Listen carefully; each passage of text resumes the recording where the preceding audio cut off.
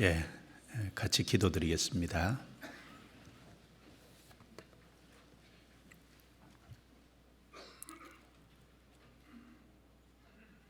거룩하시고 은혜로우시고 자비로우신 아버지 하나님, 우리를 구원해 주신 은혜를 감사합니다.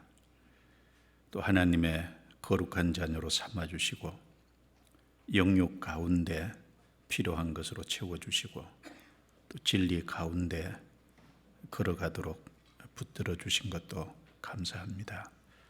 오늘 주님의 피로 구원받은 형제 자매들을 한자리에 불러 모아주신 것, 또 말씀으로 거룩한 교제를 나눌 수 있도록 허락하신 것 감사합니다. 이 시간을 통해서 하나님의 선하시고 기뻐하시고 온전하신 뜻이 무엇인지 더욱 살필 수 있도록 도와주시고 우리의 영혼을 새롭게 해주시고 우리에게 주신 은혜가 얼마나 큰지를 일깨울 수 있도록 도와주옵소서. 말씀으로 우리의 삶을 돌아보게 하시고 하나님 보시기에 합당치 못한 것, 어두운 것, 제약된 것이 있으면 말씀의 빛 앞에 드러내 주셔서 성령의 능력과 또 주님의 보혈과 말씀으로 깨끗게 해 주시옵소서.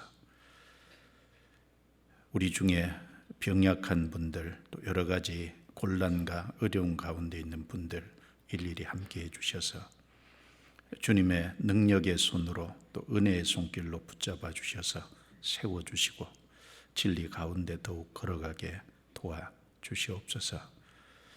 이 시간 함께하지 못한 성도들 어느 곳에 있든지 합당하신 은혜로 채워 주옵소서. 이번 한 주간 홍콩에서 집회가 진행되고 있는데 그 가운데 함께해 주셔서 말씀을 전하시는 목사님께 힘을 주시고 또 참여한 모든 영혼들 도와주셔서 구원받을 수 있도록 도와주시고 한 주간 홍콩 선교를 통해서 홍콩 교회가 든든히 세워질 수 있도록 도와주옵소서. 전 세계 선교하는 모든 분들 일일이 함께해 주시고 도와주옵소서. 저희를 구원해 주신 주 예수님 이름으로 기도드려옵니다. 아멘. 성경 이사야 12장을 찾겠습니다. 이사야 성경 12장입니다.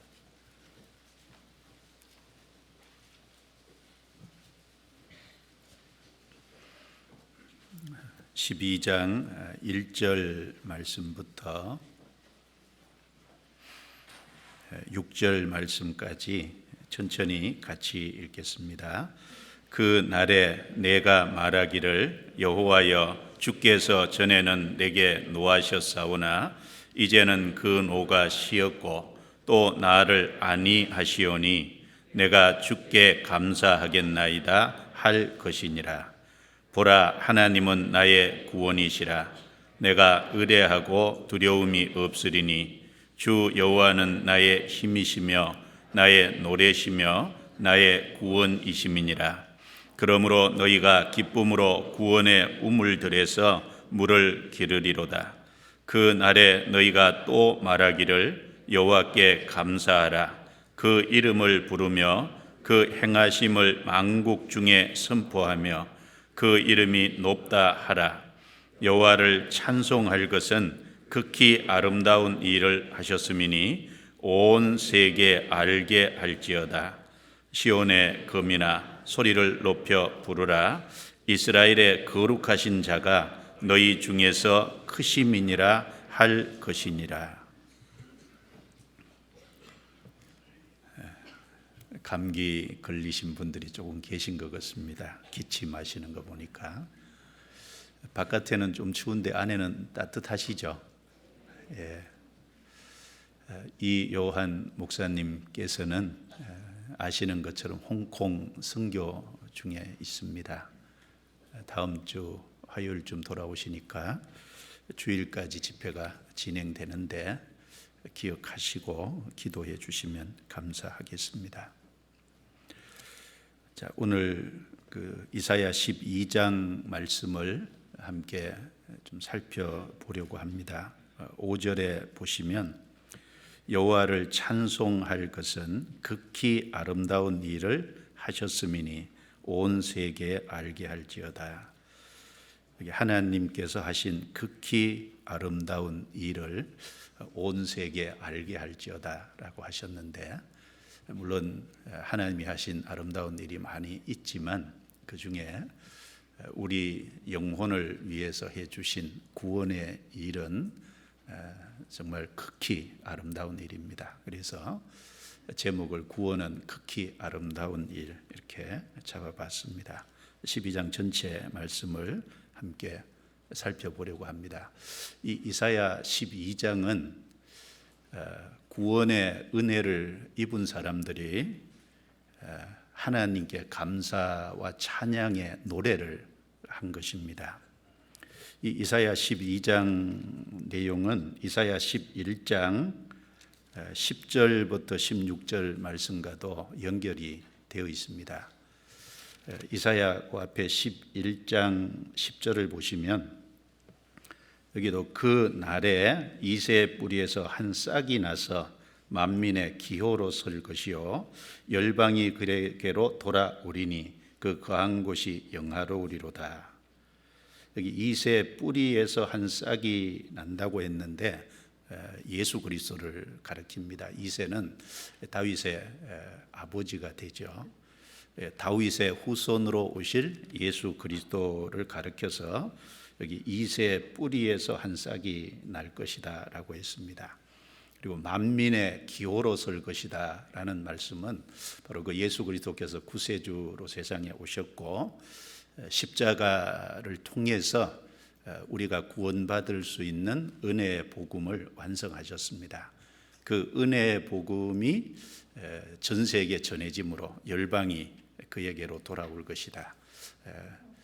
전 세계 많은 사람들이 구원을 받고 예수 그리스도에게로 나올 것을 여기 말씀한 겁니다. 그러니까 이사야 11장 10절 말씀은 복음을 통해서 이방인들이 열방이라고 했으니까 이방인들이 구원받을 것을 말씀한 내용입니다.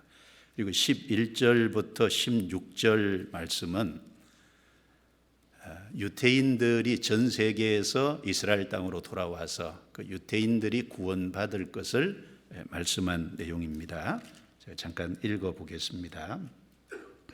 그 날에 주께서 다시 손을 펴사 그 남은 백성을 아수르와 애국과 바드로스와 쿠스와 엘람과 시날과 하맛과 바다 섬들에서 돌아오게 하실 것이라.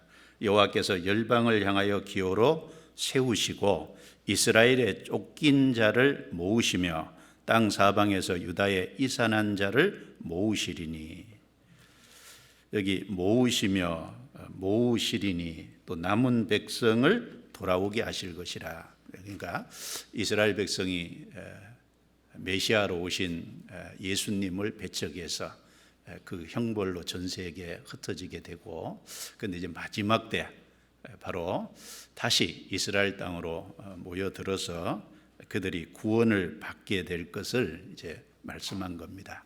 그러니까 이사야 12장 말씀은 이방인 중에서 구원받은 사람, 또 유대인 중에서 구원받은 사람들이 그 하나님께 받은 구원의 은혜를 감사하고 찬양하는 노래라고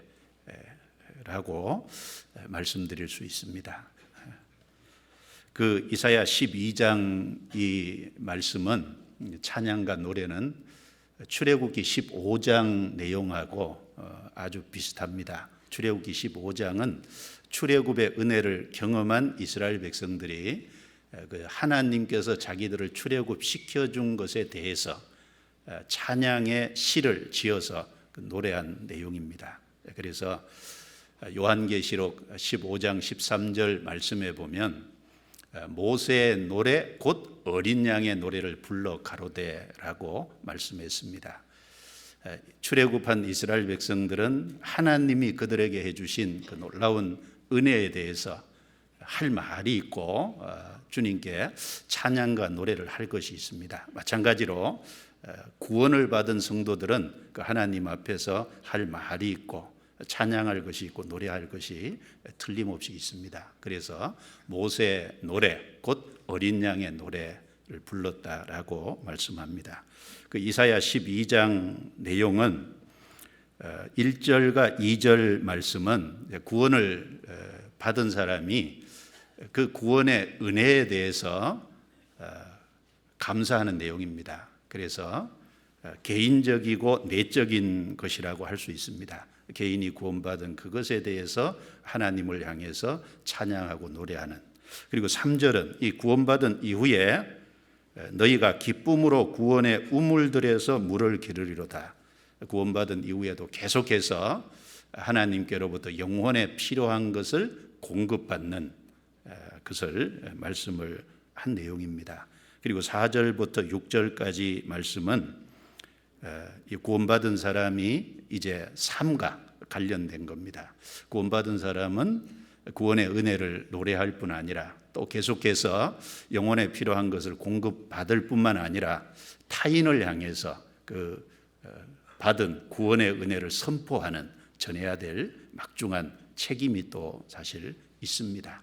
그래서 주님을 섬기고 주님을 높이고 동시에 그 구원받은 은혜를 다른 사람에게 알게 하는데, 여기 특별히 만민 중에 온 세계에 선포할지어다라고 했습니다. 바로 그 복음을 전함으로 하나님께 영광과 찬양을 돌려야 될 것에 대한 말씀입니다. 그래서 12장 내용은 우리 구원에 대한 내용도 있고, 구원 받은 이후에 우리 삶 속에서 주님께로부터 계속 공급받아야 될 것에 대한 말씀도 있고, 또 구원받은 사람이 삶이 결국은 타인과 관계에 대해서 무엇을 해야 될 것인지 또 분명히 말씀을 하고 있습니다. 그래서 우리 신앙과 관계된 전체적인 내용이 여기 요약이 되어 있습니다. 그래서 이 이사야 12장 내용은 성경 전체를 압축해 놓은 내용이라고 말씀을 드릴 수 있겠습니다. 그래서 오늘은 이 구원은 극히 아름다운 일이다라고 말씀했으니까 이 구원에 대해서 좀 살펴보고, 그리고 이 구원받은 이후에 그 구원의 내용, 핵심이 무엇인지 좀 여기 말씀한 것을 통해 살펴보고, 구원은 또 확실한 경험이죠. 주님 오실 때가 정말 가까운데 우리 자신의 구원이 정말 확실해야 되지 않습니까? 구원은 확실한 경험입니다. 그래서 여기 전에는, 이제는, 구원받기 전이 있고 구원받는 순간이 있고 구원받는 후가 있다는 것은, 구원은 분명한 확실한 경험이라는 것을 우리에게 말씀해 줍니다. 그것을 좀 살펴보고, 그리고 구원받은 사람은 여기 1절 2절에 노래하고 찬양한 것처럼 틀림없이 영혼에, 마음에 감동과 감격이 있는 것이 틀림없을 겁니다. 그리고 구원받은 그것으로만 만족하지 말고 구원의 우물들에서 물을 깃는다는 말씀처럼 계속해서 우리 영혼에 채워주시는 것이 있으니까 채움을 받을 때 힘있게 살 수 있습니다. 또 그 복음을 전파할 수 있을 겁니다. 그런 말씀들을 좀 같이 나눠보겠습니다. 여기 5절을 같이 보겠습니다. 5절. 먼저 구원에 대해서 조금 같이 생각을 해보려고 합니다. 같이 읽겠습니다. 여호와를 찬송할 것은 극히 아름다운 일을 하셨음이니 온 세계 알게 할지어다.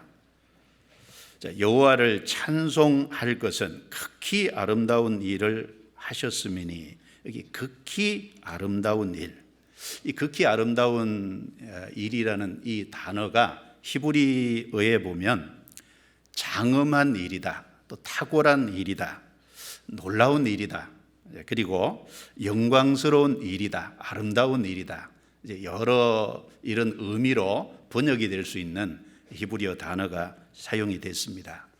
그래서 영어 킹 제임스 버전에는 excellent라고 번역을 함으로 훌륭하다, 탁월하다, 이런 단어를 사용을 했고요. 그리고 NIV 버전은 글로리어스라고 사용을 함으로써 영광스럽다 혹은 장엄하다 이런 의미로 실제로 번역을 했습니다. 하나님께서 하신 많은 일이 있죠. 창조하신 일도 있고 인간 역사를 다스려 오신 많은 일이 있지 않습니까? 그 창조도 아름다운 일이죠. 놀라운 일입니다. 그리고 이스라엘 백성을 430년 애굽에 있었는데 그 400년 노예 생활하던 이스라엘 백성을 그 애굽 땅에서 건져내신 것도 틀림없이 놀라운 일임에 틀림없습니다. 광야 40년을 그 농사 지을 수도 없는 그곳을 하나님이 매일매일 하늘에서 만나를 내리시고 반석을 쳐서 물을 먹이시고 그리고 낮에는 구름 기둥, 밤에는 불 기둥으로 그 40년을 통갑게 하신 그것도 놀라운 일이죠. 그리고 바벨론에 70년 포로 잡혀가 있던 그 이스라엘 백성을 다시 회복을 시켜서 이스라엘 땅으로 돌아오게 하신 일도 놀라운 일이고 아름다운 일입니다. 그러나 그 어떤 일도 예수 그리스도를 통해서 우리 죄를 해결해 주시고 우리를 심판과 멸망의 자리에서 건져 주신 그 구원에 비교할 수 없습니다. 하나님이 하신 일 중에 가장 탁월하고 영광스럽고 정말 장엄하고 놀라운 그것은 우리를 구원하신 일입니다. 그래서 여기 극히 아름다운 일을 하셨음이니 온 세계에 알게 할지어다. 참 그래서 세계 선교가 필요하지 않습니까? 하나님은 이것이 이스라엘 백성만 또 구원받은 자신만 자국만 소유하기를 원한 게 아니라 온 세계 알게 할지어다. 너무나도 놀라운 일이기 때문에 하나님이 하신 그 어떤 일보다도 탁월하고 놀라운 일입니다. 그래서 이 창세기부터 요한계시록까지 이 구원에 대해서 말씀할 때 너무 놀라운 일이다. 또 여기는 극히 아름다운 일이다. 그리고 대사다. 즉 큰 일이다. 그리고 큰 기쁨의 좋은 소식이다. 이같이 큰 구원이다. 또 큰 잔치다. 또 아름답다. 이런 여러 가지 용어를 사용해서 이 구원의 내용을 말씀하고 있습니다. 그래서 어떤 표현을 쓰든지 간에 우리가 이 하나님이 우리 영혼을 구원해 주신 그래서 심판과 멸망에 의해서 건져 주신 그것은 말로 아마 다 표현할 수 없는 일임에 틀림이 없을 겁니다. 몇 구절 좀 살펴보겠습니다. 여기 접어놓고 본문이니까요. 시편 139편입니다. 시편 139편. 시편 139편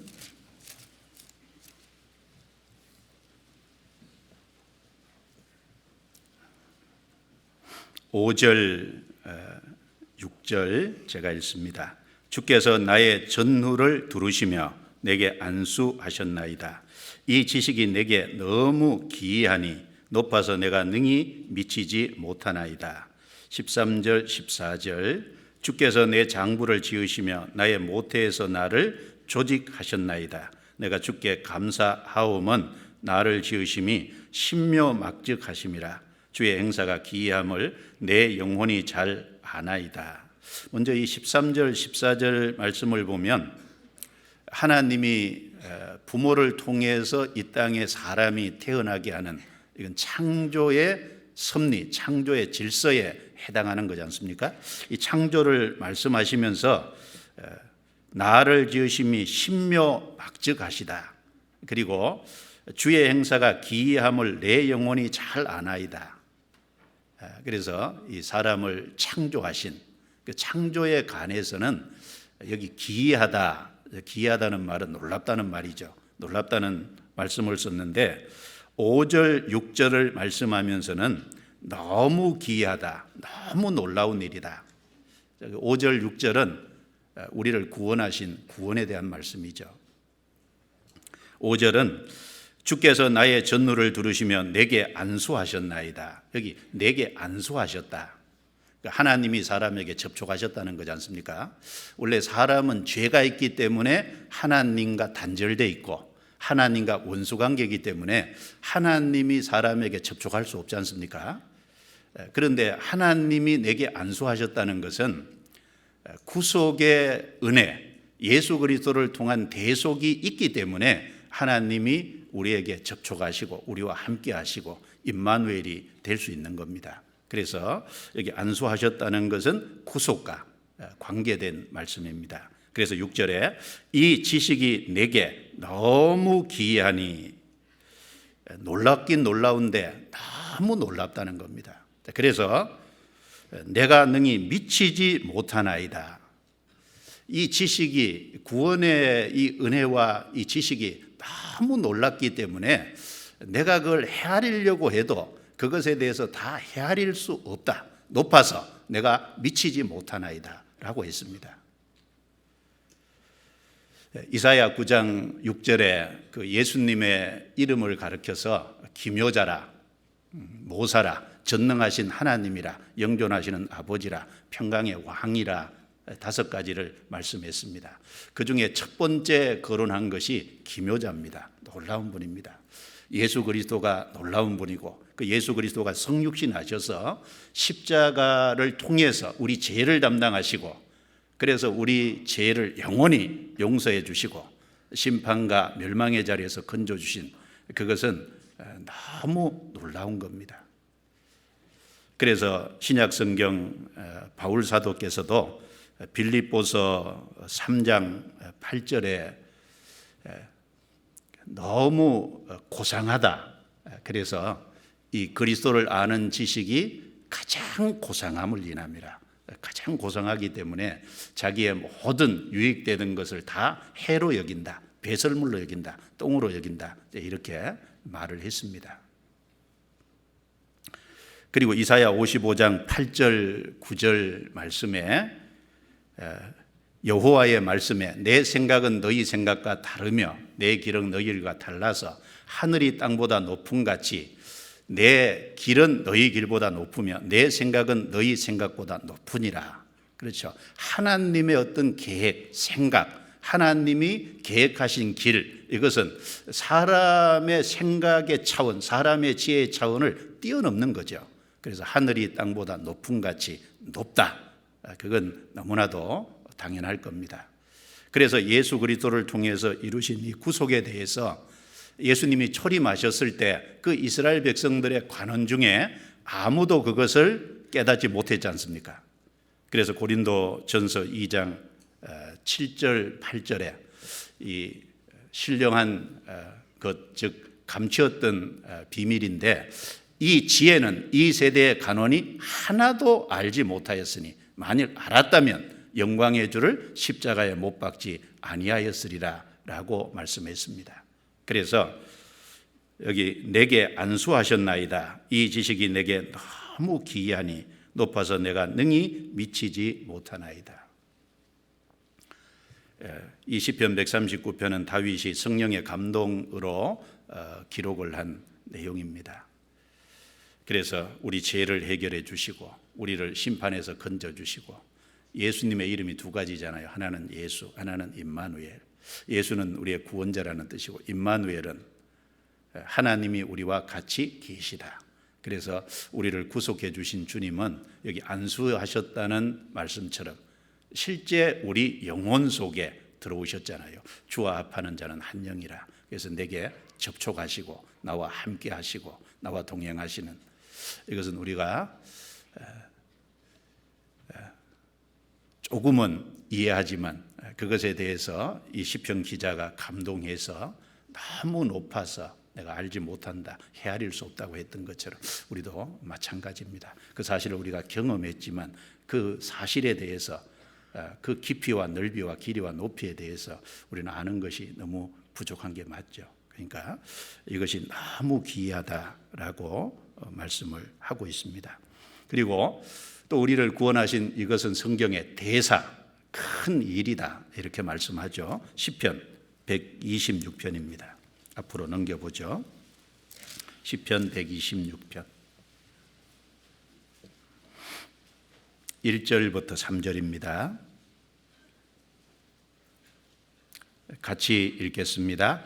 여호와께서 시온의 보로를 돌리실 때 우리가 꿈꾸는 것 같았도다. 그때 우리 입에는 웃음이 가득하고 우리 혀에는 찬양이 찼었도다. 열방 중에서 말하기를 여호와께서 저희를 위하여 대사를 행하셨다 하였도다. 여호와께서 우리를 위하여 대사를 행하셨으니 우리는 기쁘도다.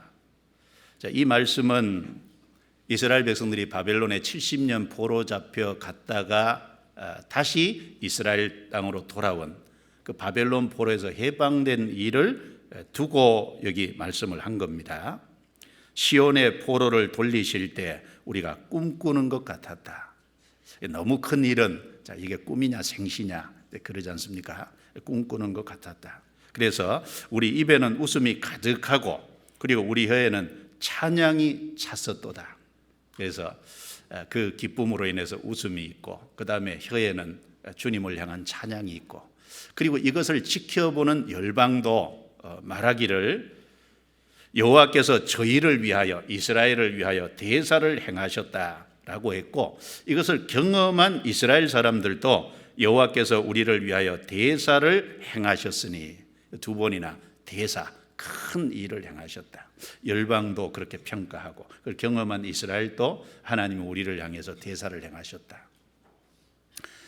그런데 그보다 더 큰 일이 있죠. 바벨론에서 포로 잡혀갔다가 해방된 바벨론 포로에서 해방된 그것도 참 대사지만 이것은 하나님께서 우리를 죄와 사탄의 권세에서 해방시켜 줄 것에 대한 하나의 그림자잖아요. 바벨론 포로에서 해방시켜 준 것이 대사라면 우리 영혼을 구원해 주신 죄에서 해방시켜 주시고 사탄의 권세에서 해방시켜 주신 죄와 심판과 멸망의 자리에서 해방시켜 주신 것은 대사 중에 대사잖아요. 큰 일 중에 사실 큰 일이라고 할 수 있지 않습니까? 이것을 경험한 마리아도 큰 일이라고 했고 그리고 예수님도 직접 이것을 큰 일이라고 말씀을 하셨습니다. 누가복음 1장 찾아보죠. 누가복음 1장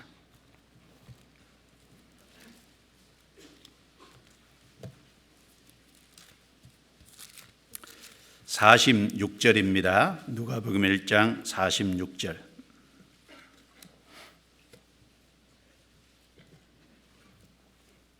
(46절부터)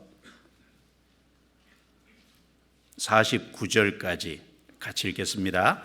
마리아가 가로되 내 영혼이 주를 찬양하며 내 마음이 하나님 내 구주를 기뻐하였음은 그 계집종의 비천함을 돌아보셨습니다. 보라 이제 후로는 만세 나를 복이 있다 일컬으리로다.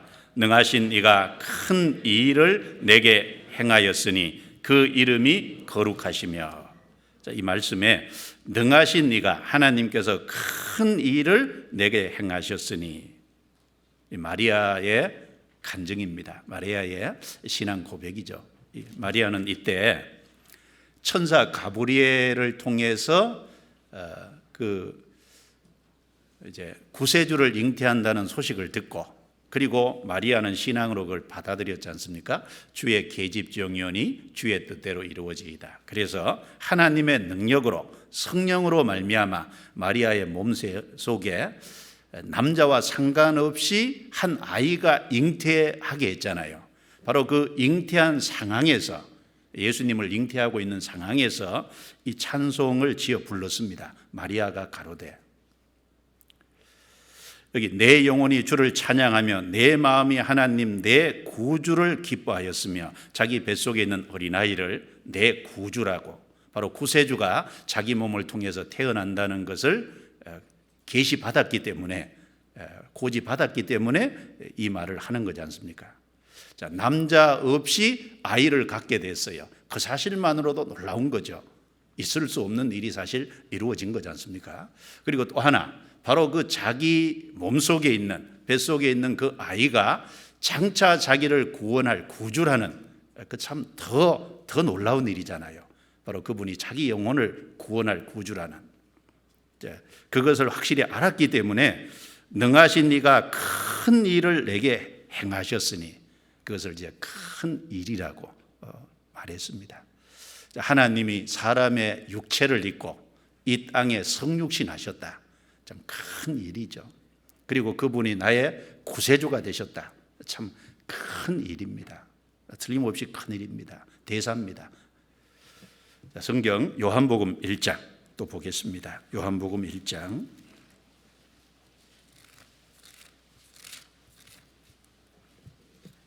요한복음 1장입니다. 50절 51절입니다. 50절 51절 같이 읽겠습니다. 예수께서 대답하여 가라사대 내가 너를 무화과나무 아래서 보았다 함으로 믿느냐? 이보다 더 큰 일을 보리라. 또 가라사대 진실로 진실로 너희에게 이르노니 하늘이 열리고 하나님의 사자들이 인자 위에 오르락 내리락 하는 것을 보리라 하시니라. 자, 이 내용은 이제 예수님께서 빌립을 이제 부르시고 예수님이 메시아라는 걸 알게 된 빌립이 이제 자기 친구 나다나엘, 한 동네 사람인 나다나엘에게 찾아가서 내가 모세가 율법에 기록했고 여러 선지자들이 기록한 바로 그분을 내가 만났다. 바로 나사렛 예수다. 그러니까 이 나다나엘이 나사렛에는 선한 것이 날 수 없다. 그래서 와 보라. 그래서 그 빌립의 안내를 받고 나다나엘이 이제 예수님 앞으로 인도돼 왔습니다. 예수님은 그 나다나엘을 보자마자 하신 말씀이 이는 참 이스라엘 사람이라. 그 속에 간사한 자가 간사한 것이 없다라고 평가를 했습니다. 어떻게 나를 아십니까?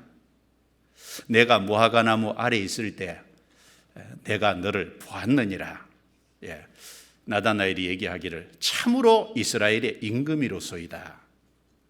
예수님이 그 나다나엘이 자기를 임금이라고 하는 얘기를 듣고 50절에 이렇게 대답하신 겁니다. 내가 너를 무화과나무 아래에서 보았다 함으로 믿느냐? 이보다 더 큰 일을 보리라. 자, 무화과나무 아래에 있는 것을 보았다라는 건 어떤 의미일까요? 예수님은 바로 육신, 우리와 같은 몸을 입고 있지만 동시에 하나님이지 않습니까? 사람이지만 동시에 하나님입니다.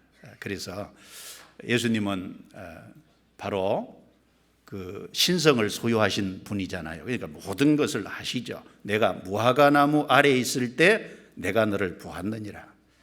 무화과나무 아래에서 뭐 하고 있었을까요? 아마 모르긴 몰라도 아마 성경을 묵상하고 있었든지 아니면 하나님께 기도를 드리고 있었든지 아마 그렇게 하고 있었을 겁니다. 여러분, 내가 어디에 어떤 모습으로 있든지 간에 무화과나무 아래에 있을 때 내가 너를 보았다고 한 것처럼 우리를 다 보고 계십니다. 내가 집에서 있을 때 뭐 하는지 봤다. 주님 다 아시죠? 아십니다. 그 나다나엘이 깜짝 놀란 거예요. 깜짝 놀란 겁니다. 자, 무화과나무 아래 있다는 그것 때문에 내가 놀랐냐? 이보다 더 큰 일을 보리라. 여러분, 무화과나무 아래 있다는 것을 봤다는 건 바로 예수님이 하나님이고 그 예수님이 다 봤다는 건 전지하심이잖아요. 바로 전지전능하심. 그걸 이제 봤다는 걸 말씀하심으로써 나타내 주신 거예요. 자, 하나님의 전능과 전지를 안 것보다 더 큰 일이 뭐냐? 더 큰 일이 뭐겠습니까? 구속의 일은 훨씬 더 큰 거잖아요. 구속의 일을 알았다는 건 정말 놀라운 일이지 않습니까? 그러면서 하늘이 열리고 앞으로 하늘이 열리고 예수님이 십자가에 죽으심으로 말미암아 인간 죄를 해결하실 때 인간이 하나님께로 나갈 수 있는 길이 열린 거잖아요. 하늘이 열린 겁니다, 실제로. 그리고 하나님의 사자들이 인자 위에 오르락 내리락 하는 것을 보리라. 창세기 28장에 보면 하늘과 땅을 연결시키는 사닥다리가 있고 그 위에 천사들이 오르락 내리락 하는 것을 야곱에게 보여줬지 않습니까? 그런데 여기는 사닥다리가 인자, 즉 예수님이라고 말씀하셨죠. 바로 하늘과 땅을 연결하는 사닥다리는 예수님이시잖아요. 그래서 예수님이 십자가에 죽으심으로 죄를 해결하심으로 인간이 하나님께 나갈 수 있는 길이 정말 열리고 그 위에 하나님의 사자들이 오르락 내리락 하는 것은 뭘 그림자로 보여준 겁니까? 하나님과 인간이 교통하게 됐다는 거지 않습니까? 바로 내가 구원을 받고 성령이 내 속에 들어오시고 하나님과 인간이 교통할 수 있는 성령의 교통하심이 있는 이것은 훨씬 놀라운 거지 않습니까? 그걸 보게 되리라. 구속의 사실을 말씀한 거잖아요. 그래서 이보다 더 큰 일을 보리라. 예수님도 구속의 사실을 큰 일이라고 말씀을 여기서 하셨습니다. 그리고 히브리서 2장 3절에는 우리가 이같이 큰 구원을 등한히 여기면 너희가 어찌 피하리요. 이같이 큰 구원. 하나님께서 구원을 크다고 하셨잖아요. 독생자라는 대가가 십자가에서 지불이 되지 않습니까? 그리고 그로 말미암아 우리 영혼이 구원을 받고 영생을 얻었잖아요. 그 보상이 너무너무 크지 않습니까? 하나님이 하신 큰 구원. 그리고 누가복음 2장 10절 말씀에 보면 보라 내가 온 백성에게 미칠 큰 기쁨의 좋은 소식을 너희에게 전하노라. 자, 베들레헴 예수님이 탄생하실 때 베들레헴 가까이 지경에서 목자들이 양을 치고 있었습니다. 하나님이 천사를 보내서 그 목자들에게 하신 말씀이죠. 내가 온 백성에게 미칠 큰 기쁨의 좋은 소식을 너희에게 전하노라. 여러분, 예수님이 탄생하셨다. 구세주가 이 세상에 나셨다. 좋은 소식이죠. 그런데 앞에 수식어가 기쁨의 좋은 소식이라고 했고 또 앞에는 큰 자가 또 더 붙어 있어요. 큰 기쁨의 좋은 소식이다. 이것은 어떤 기쁨하고 비교 안 되는 큰 기쁨이죠. 여러분, 어떤 소식이 기쁜 소식일까요? 이 땅에서 여러 가지가 있겠죠. 아이를 낳았다. 참 기쁜 소식입니다. 전쟁에서 승리했다. 참 기쁜 소식이죠. 마라톤 유래가 된 거 잘 아시지 않습니까? 아테네 군사 10,000명하고 페르시아 군사 10만 명하고 싸웠지 않습니까? 그 싸울 때 아테네 시민들은 참 10,000명하고 10만 명하고 싸우니까 비교가 안 되죠. 그 전쟁의 결과가 어떻게 되느냐에 따라서 참으로 노예가 될 수도 있고 자유인이 될 수도 있는 그런 아주 절박한 상황에서 그 전쟁의 소식을 기다리고 있지 않습니까? 그런데 전쟁에서 승리했다는 그 기쁜 소식을 전하러 다름질을 해서 42.19km를 달려와서 그 기쁜 소식을 전하고 죽었잖아요. 이게 마라톤의 유래가 됐지 않습니까? 전쟁에 승리했다는 그 좋은 소식일 겁니다. 그러나 그 무엇보다도 예수님이 구세주로 오셨다. 예수님이 십자가에서 우리 죄를 해결하시고 우리를 사망에서 건져서 생명으로 옮겨주셨다. 영생을 주셨다. 그것보다 큰 기쁨의 좋은 소식이 있겠습니까? 온 백성에게 미칠 큰 기쁨의 좋은 소식이다. 이렇게 그래서 말씀했습니다. 누가복음 14장에는 바로 이 주님이 이루신 이 내용을 가리켜서 큰 잔치를 배설했다. 잔치는 잔치인데 큰 잔치라고 말씀을 하고 있습니다. 여러분, 성경에서 나오는 잔치 중에 큰 잔치 있죠. 그 에스더서 1장에 보면 페르시아 아하수에로 왕이 127도를 다스리는 왕인데 자기가 다스린 127도의 그 방백들 그리고 자기를 따르는 어떤 신복들 이런 사람들을 이 수산궁 페르시아 수산궁에 모아서 무려 6개월 잔치를 했잖아요. 하루도 걸음 없이 6개월 잔치 180일 동안 잔치를 했습니다. 그리고 그것도 부족해서 그들이 다 돌아간 이후에 그 수산궁에 있는 대소 인민을 위해서 7일 동안 또 잔치를 추가적으로 했잖아요. 그런 것도 참 큰 잔치죠. 그러나 주님이 십자가를 통해서 우리를 초청하신 잔치에 비하면 사실 작은 겁니다. 성경 창세기부터 요한계시록까지 가장 큰 잔치가 무엇입니까? 예수 그리스도를 통해서 우리를 초청하신 그것보다 더 큰 잔치가 없잖아요. 그래서 마태복음 11장 28절에 예수님이 수고하고 무거운 짐진 자들아 다 내게로 오라. 내가 너희를 쉬게 하리라. 나는 마음이 온유하고 겸손하니 나의 멍에를 메고 내게 배우라. 우리는 수고하고 무거운 죄짐을 지고 있습니다. 그 죄짐을 벗겨주신 그것보다 더 큰 잔치, 더 큰 은혜는 사실 있을 수가 없죠. 이 모든 것은 땅에서 몇십 년짜리지만 우리를 구원해 주신 것은 영원한 것과 관계가 있지 않습니까? 그래서 비교될 수가 없는 겁니다. 바로 우리가 전도 집회 할 때마다 사실은 잔치하는 것이 맞지 않습니까? 전도 집회는 수고하는 것보다도 사실 모르는 사람들에게 잔치를 베풀어서 초청해서 그 잔치에 참여하게 하는 내용이잖아요.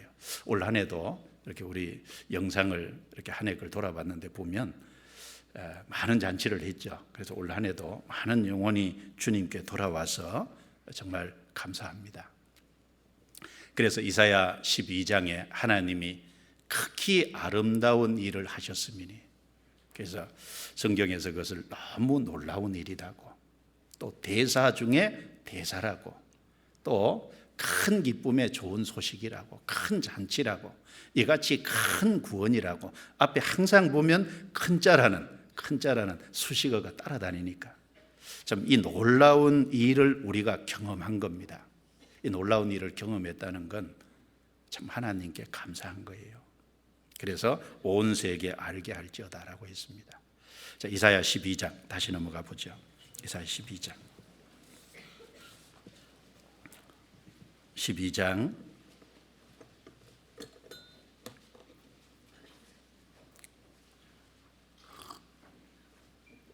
자, 1절입니다. 1절. 자, 우리를 향해서 하신 극히 아름다운 일, 구원. 자, 구원에서 가장 중요한 내용, 구원의 핵심적인 내용이 1절에 좀 소개되어 있죠. 같이 읽겠습니다. 그 날에 내가 말하기를 여호와여 주께서 전에는 내게 노하셨사오나 이제는 그 노가 쉬었고 또 나를 아니하시오니 내가 주께 감사하겠나이다 할 것이니라. 그 날에 내가 말하기를, 이게 그날은 역사적으로는 예수님의 십자가 사건 이후입니다. 개인적으로는 구원받은 날이죠. 구원받은 그 날에 내가 말하기를 여호와여 주께서 전에는 내게 노하셨사오나, 구원받기 전에는 우리는 하나님의 진노 아래에 있었습니다. 주님이 우리를 향해서 노하시는 상태였습니다. 이제는 그 노가 쉬었고, 자, 전에는 내게 노하셨지만 이제는 그 노가 쉬었다. 자, 우리가 구원받았다는 그 사실 중에 가장 중요한 핵심이 하나님의 심판과 정죄, 하나님의 진노에서 사실은 벗어났다는 그 내용이 담겨 있죠. 구원받기 전에는 진노 아래, 심판 아래, 정죄 아래 있었습니다. 그러나 이제는 그 노가 쉬었고 심판과 정죄, 하나님의 진노에서 벗어났다는 겁니다. 자, 여기 노하셨사오나 그 노가 쉬었고, 그럴 때 여기 노라는 이 단어는요, 경노하다는 의미입니다. 무슨 의미라고요? 경노하다, 대노하다, 그런 뜻이에요. 그래서 구약 성경에 이 히브리어 단어가 14회, 경노했다, 14회가 사용됐는데 그 용례 모두 인간의 범죄에 대한 하나님의 진노를 나타내기 위해서 사용이 된 단어입니다. 이게 노했다는 게 단순히 노했다는 것보다 하나님이 경노하고 대노했다는, 인간의 범죄에 대해서 하나님이 진노했다는 그 의미로 사용된 단어입니다. 성경 한 곳에 찾아보겠습니다. 열왕기상 11장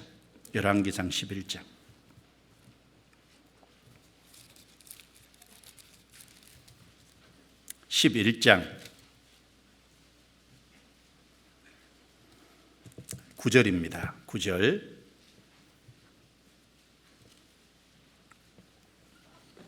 같이 읽어보겠습니다. 솔로몬이 마음을 돌이켜 이스라엘 하나님 여호와를 떠남으로 여호와께서 저에게 진노하시니라. 여호와께서 일찍이 2번이나 저에게 나타나시고 됐습니다.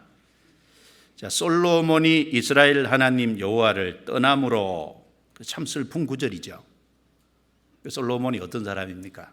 왕으로 처음 세워질 때, 다윗 후에 이제 왕위에 앉을 때 솔로몬은 너무 겸손하기 시작했잖아요. 수도 구하지 않고 부도 구하지 않고 이스라엘 백성을 어떻게 하면은 잘 다스릴 수 있는지, 그 잘 다스릴 수 있는 지혜로운 마음을 구했잖아요. 그래서 하나님께서 솔로몬의 그 기도가 마음에 들어서 지혜를 주셨는데 솔로몬 전에도 후에도 없는 어떤 사람도 가지지 못, 인간으로서는 가질 수 없는 놀라운 지혜를 주셨지 않습니까? 그리고 거기다가 하나님이 부도 더해 주셨습니다. 그런데 이 솔로몬이 문제는 처음에 여러 나라와 화친을 한다는 명목으로 정략 결혼을 하기 시작했고, 처음에는 정략 결혼이었는데 나중에는 많은 여자들을 옆에 두다 보니까 그 여자들이 솔로몬의 마음을 빼앗게 됐고, 솔로몬은 정략 결혼을 넘어서서 이제 그 여인들을 사랑하게 됐지 않습니까? 그래서 이 열왕기상 11장 1절에 보면 솔로몬 왕이 바로의 딸 외에 이방의 많은 여인을 사랑하였으니, 많은 여인을 사랑하였으니, 이게 문제죠. 결국은 사랑하니까 그 여인들이 결국은 마음을 빼앗았습니다. 그래서 결국에는 급기야 여호와를 떠남으로, 성경에 아마 가장 슬픈 내용 중에 하나일 것 같습니다. 솔로몬이 여호와를 떠났다. 그래서 여호와께서 저에게 진노하시니라. 여기서 말하는 진노가 아까 이사야 12장에 주께서 전에는 내게 노하셨사오나, 같은 단어가 사용되어 있습니다. 히브리어. 하나님을 떠남으로 하나님이 진노하시고 경노하시는, 이 솔로몬에게는 두 번이나 나타나셨잖아요. 처음에 지혜를 구할 때 하나님이 나타나셔서 응답하셨고, 또 그 성전 건축한 이후에 하나님께서 또 한 번 솔로몬에게 나타나서 솔로몬에게 우상 숭배하지 말 것을 하나님이 다시 한번 경계로 주지시켰지 않습니까?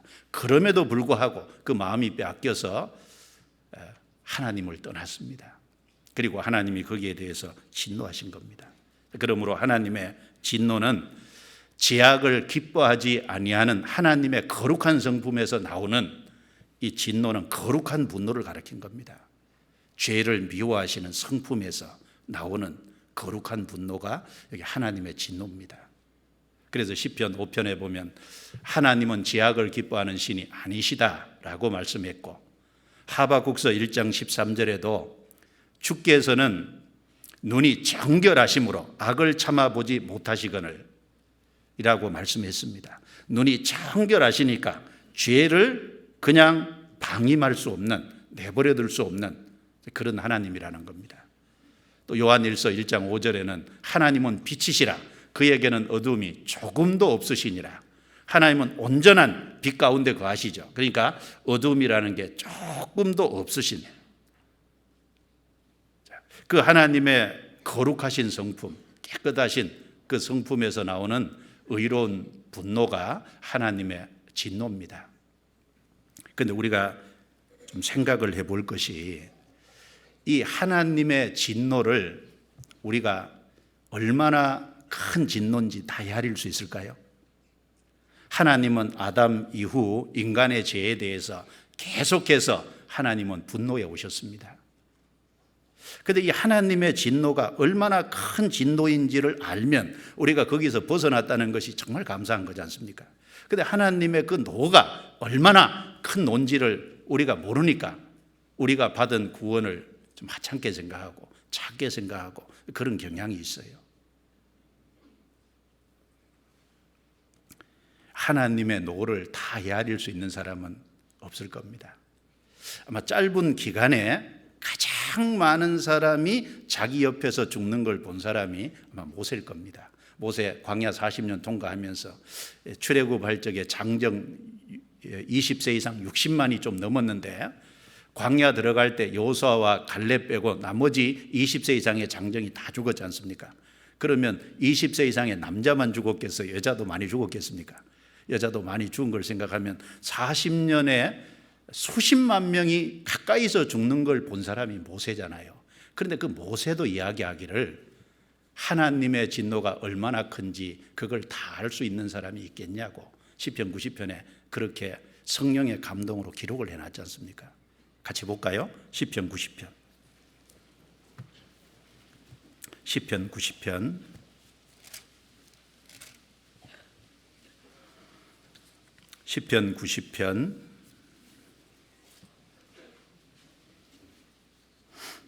7절 제가 읽겠습니다. 우리는 주의 노에 소멸되며 주의 분내심에 놀라나이다. 건너뛰어서 11절 같이 읽겠습니다. 누가 주의 노의 능력을 알며 누가 주를 두려워하여야 할 때로 주의 진노를 알리이까. 시편 90편이 하나님의 사람 모세의 기도입니다. 성령의 감동하심으로 기록을 했습니다. 자, 우리는 주의 노에 소멸되며 주의 분내심에 놀라나이다. 그러니까 광야 40년을 통과하면서 누구보다도 하나님의 진노를 가까이서 이스라엘 백성에 내리시는 그 진노를 목격했던 사람이 모세지 않습니까? 우리는 주의 노에 소멸되며 주의 분내심에 여기 놀라나이다. 놀랐다 그랬습니다. 그리고 11절에 누가 주의 노의 능력을 알며, 하나님이 노하실 때 나타내는 그 노의 능력을 누가 알겠냐? 하나님의 노가 얼마나 큰지를 누가 알겠냐 그 말이거든요. 주를 두려워야 할 대로 주의 진노를 알리니까, 주의 진노를 바르게 알아서 정말 합당하게 주님을 두려워하는 사람이 얼마나 있을까, 그런 의미입니다. 여러분, 모세는요 하나님의 진노가 이스라엘에게 나타나는 걸 자주 목격했잖아요. 레위기 10장에 보면은 아론의 아들 나답과 아비후, 자, 자기 조카지 않습니까? 형이 아론이니까 그 아론의 아들 나답과 아비후 제사장이지 않습니까? 그런데 그 나답과 아비후가 다른 불을 들였을 때 하나님이 하늘에서 불을 내려서 두 사람을 죽인 걸 봤지 않습니까? 하나님의 진노였습니다. 그리고 민수기 16장 내용에 보면 고라와 다단과 아비람과 해중의 족장 250명이 합세해서 모세와 아론을 거스렸습니다. 그때 하나님이 어떻게 했습니까? 땅을 갈라서 고라와 고라에게 속한 가족은 몽땅 땅속으로 집어넣어 버렸습니다. 그리고 해중의 족장 250명 분향하고 있었죠. 그런데 하늘에서 불이 내려와서 그 족장 지도자 250명을 불태워버리는 걸 모세는 실제 자기 눈앞에서 목격했잖아요. 그리고 민수기 21장에 하나님이 불뱀을 보내서 이스라엘 백성들이 하나님을 원망할 때 그 불뱀이 이스라엘 백성들을 불어서 죽어가는 모습을 똑똑히 봤잖아요. 그리고 민수기 25장에 보면 이스라엘 백성이 시딤에 머물고 있을 때 그 이스라엘 남자들과 모압 여자들이 음행을 함으로 말미암아, 그래서 그 우상의 제물을 먹어서 바알부올에게 부속된 우상 숭배하는 그것 때문에 하나님이 재앙을 내려서 연병으로 24,000명이 그 자리에서 죽는 걸 봤지 않습니까? 모세는 그런 하나님의 진노를 보고 놀랐습니다. 그럼에도 불구하고 여기 얘기하기를 누가 주의 노의 능력을 알겠느냐, 누가 주를 두려워해야 할 때로 주의 진노를 알리까라고 했습니다. 자, 그리스도를 배척한 죄 때문에 1900년 동안 이스라엘 민족을 전 세계에 흩어서 가는 곳마다 죽임을 당하게 했습니다. 칼이 그들을 따라갔잖아요. 짧은 우리 얼마 전에 2차 대전에 1939년부터 45년 6년 동안 이스라엘 사람 600만이 죽임을 당했잖아요. 그게 주의 노의 능력입니다. 주님의 진노잖아요. 7년 환란 끝에 있을, 환란 속에 있을 하나님의 진노는 전능하신 분의 진노라고 성경에 기록되어 있습니다. 앞으로 7년 환란 속에 어마어마한 재앙이 내리는데 그 하나님 진노지 않습니까? 요한계시록 19장 찾아보겠습니다. 요한계시록 19장.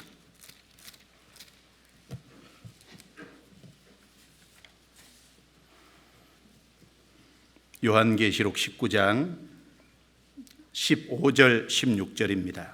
15절 16절. 자, 같이 읽겠습니다.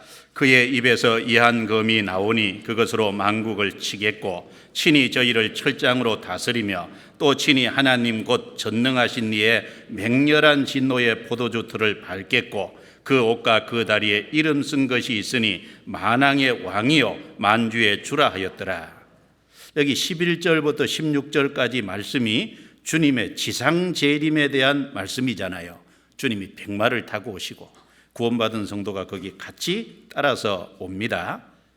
자, 그 지상 재림할 때 이 7년 환란 끝에 있을 일을 말씀하셨습니다. 15절에 그것으로 만국을 치겠고 친히 저희를 철장으로 다스리며 또 친히 하나님 곧 전능하신 이의 맹렬한 진노의 포도주틀을 밟겠고, 여기 맹렬한 진노의 포도주틀, 이 포도주를 생산해서 포도주 틀에다가 놓고 포도주를 짜기 위해서 밟는 거 있잖아요. 그런 것처럼 이 맹렬한 진노의 포도주, 이 세상을 심판하시는데 하나님의 맹렬한 진노로 이 세상을 짓밟아 버린다는 겁니다. 근데 그 앞에 놀랄 만한 단어가 있죠. 전능하신 이의 맹렬한 진노. 앞에 왜 전능하신, 심판을 얘기하면서 진노를 얘기하면서 전능하신을 앞에 붙여놨을까요? 이게 참 무서운 얘기잖아요.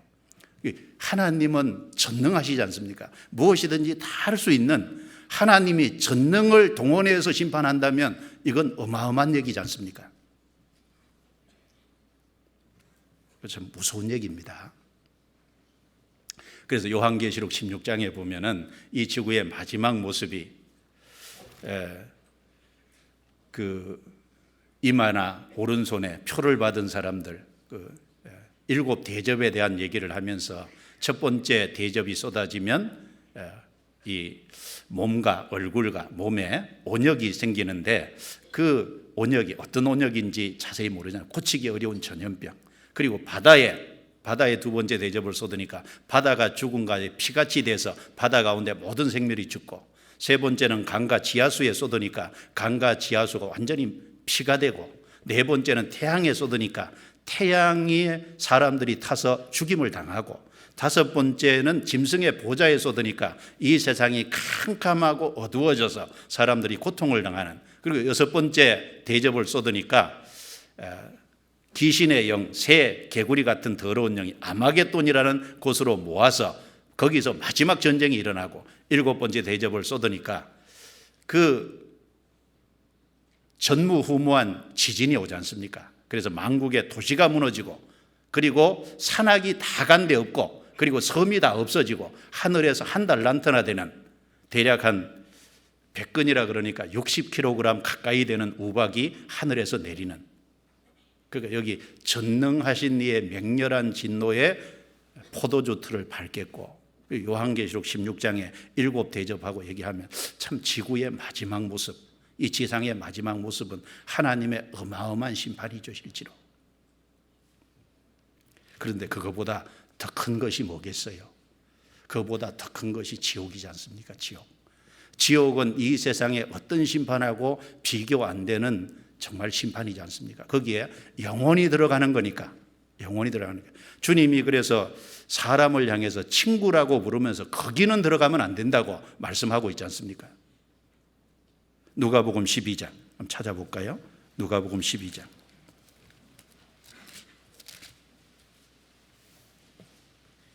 누가복음 12장 4절 5절입니다. 4절 5절 같이 읽어보겠습니다. 내가 내 친구 너희에게 말하노니 몸을 죽이고 그 후에는 능히 더 못하는 자들을 두려워하지 말라. 마땅히 두려워할 자를 내가 너희에게 보이리니 곧 죽인 후에 또한 지옥에 던져 넣는 권세 있는 그를 두려워하라. 내가 참으로 너희에게 이르노니 그를 두려워하라. 내가 내 친구 너희에게 말하노니, 내 친구 너희에게 말하노니, 그 주님은 정말 친구라고 생각하시고 사람을 사랑하시기 때문에 이렇게 권하고 있는 겁니다. 내 친구 너희에게 말하노니. 그 사람은 몸은 죽여도 영혼은 못 건드리잖아요. 그러니까 사람 두려워하지 말고 죽인 후에 또한 지옥에 던져 넣는 권세 있는 그를 두려워하라. 참으로 그를 두려워하라. 사람이 진정으로 두려워해야 될 분은 하나님입니다. 왜냐하면 죄에 대해서 분노하시고 죄에 대해서 정말 맹렬히 진노하시는 분이기 때문에 우리가 그 진노를 정말 안다면은 하나님을 두려워할 수밖에 없는 거죠. 그런데 전에는 내게 노하셨으나 이제는 그 노가 쉬었고, 자, 하나님의 진노 아래 우리가 있었습니다. 틀림없는 건. 그런데 이제는 그 노가 쉬었고 그 하나님의 진노, 하나님의 심판, 하나님의 정죄 가운데서 벗어났다는 얘기지 않습니까? 왜 그렇게 됐습니까? 거기에는 그리스도의 대속의 죽음이 있었잖아요. 예수님 때문에 그랬죠. 우리가 받아야 될 정죄를 예수님이 대신 받았지 않습니까? 우리가 짊어져야 될 죄를 예수님이 대신 짊어지기 때문에 우리에게 임할 진노가 예수님에게 대신 임했잖아요. 우리가 버림받아야 되는데 예수님이 대신 버림을 받았지 않습니까? 그래서 마태복음 27장 46절에 엘리 엘리 라마 사박다니 나의 하나님 어찌하여 나를 버리셨나이까? 내가 져야 될 짐을 대신 졌고 내가 받아야 될 진노를 대신 받았고 내가 받아야 될 심판과 정죄를 주님이 대신 받았기 때문에 이제 우리는 회개하고 그 사실을 받아들이기 때문에 그 노가 쉬었다고 말했잖아요. 주님이 받았기 때문에 안 받게 된 겁니다. 그래서 결국 인생이 해야 될 일은 회개하고 믿는 길밖에 없어요. 그 하나님의 진노에서 벗어날 수 있는 유일한 길은 회개하고 믿는 거지 않습니까? 성경 시편 2편입니다. 시편 2편.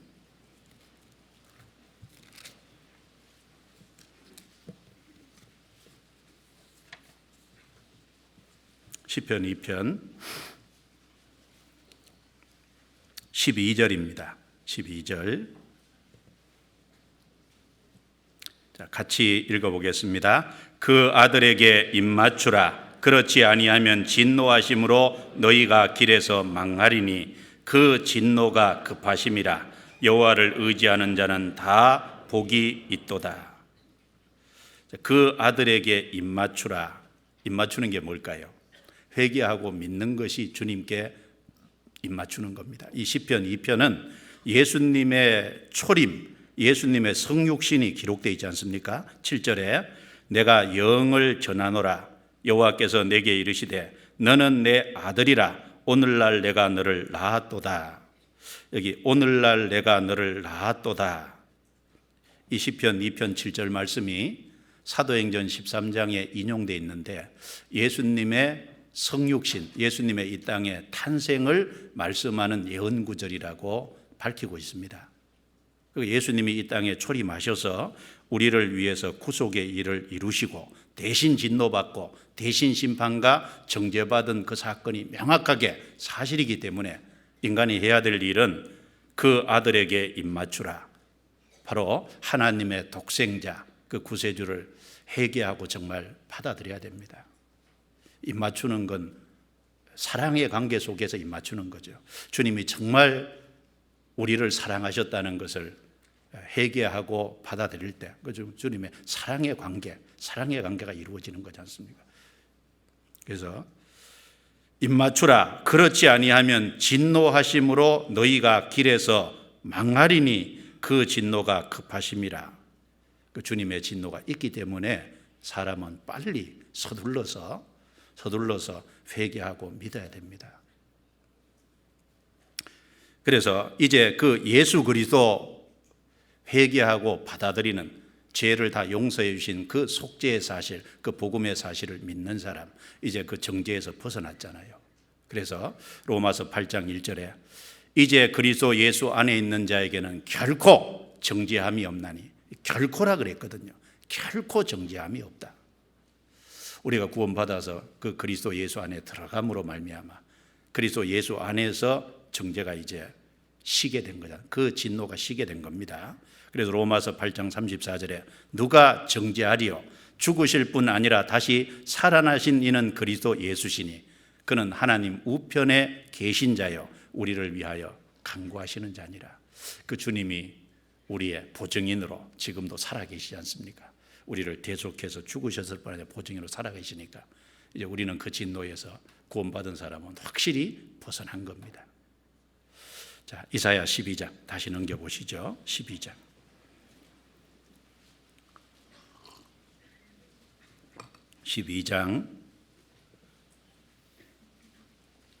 12장 1절.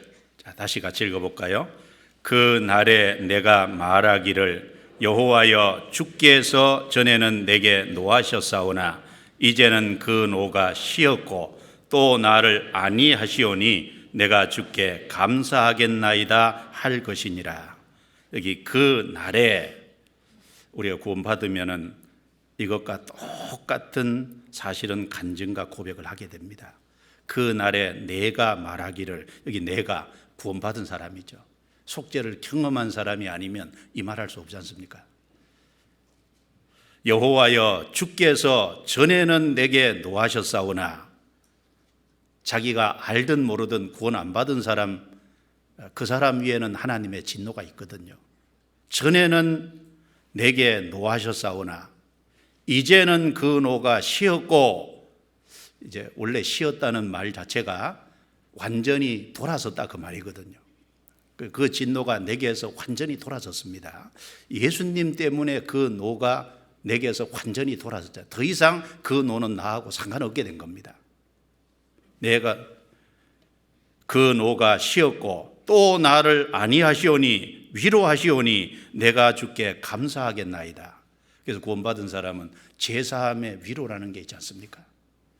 심판과 멸망의 자리에서 건짐받은 그 제사함의 위로라는 게 있고, 주님이 우리에게 베풀으신 영생이라는 위로가 있고, 그래서 이제 그 진노 아래에서 벗어났다고 하는 그 명확한 위로가 있습니다. 그리고 그 하나의 위로뿐 아니라 이제 주님 앞에 갈 때까지 남은 생에 주님이 삶 속에서 계속해서 위로해 주시지 않습니까? 구원받은 사람은 하나님을 이제 아버지로 모셨는데 하나님이 위로의 아버지라고 그랬습니다.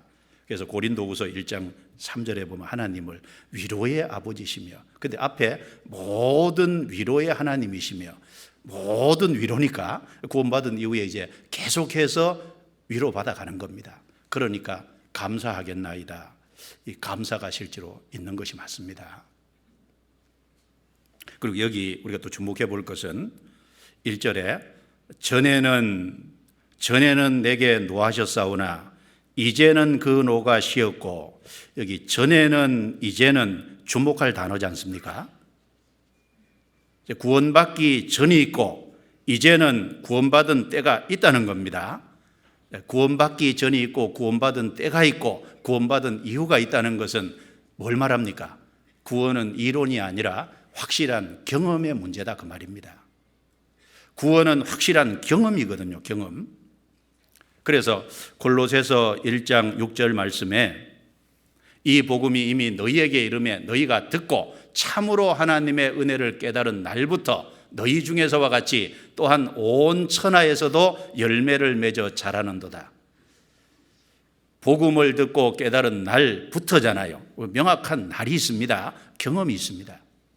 요한계시록 갈라디아서 3장 23절부터 25절에 보면은 믿음이 오기 전이 있고 계시될 믿음이 계시되는 때가 있고 그 다음에 믿음이 온 후가 있다 그랬지 않습니까? 확실한 경험입니다. 성경 볼까요? 갈라디아서 3장 보겠습니다. 갈라디아서 3장